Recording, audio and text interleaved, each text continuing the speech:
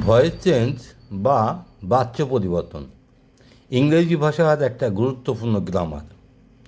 এটা ভালো করে না বুঝতে পারলে বা না জানতে পারলে ইংরেজি বলে বা লিখে তৃপ্তি পাওয়া যায় না, কারণ প্রতিটি মুহূর্তে এই গ্রামারের দরকার হয়।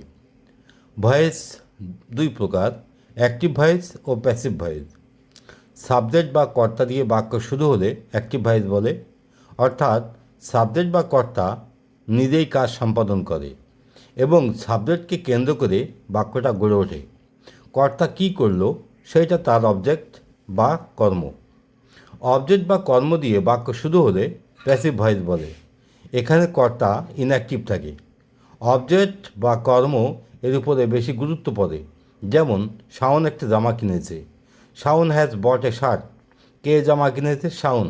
এখানে শাওন সাবজেক্ট বা কর্তা, আবার শাওন কী কিনেছে? জামা। অর্থাৎ জামাটা এখানে অবজেক্ট বা কর্ম। কে দিয়ে প্রশ্ন করলে সাবজেক্ট বা কর্তাকে পাওয়া যায়, আর কি দিয়ে প্রশ্ন করলে অবজেক্ট বা কর্মকে পাওয়া যায়। যেমন, জামাটা কেনা হয়েছে।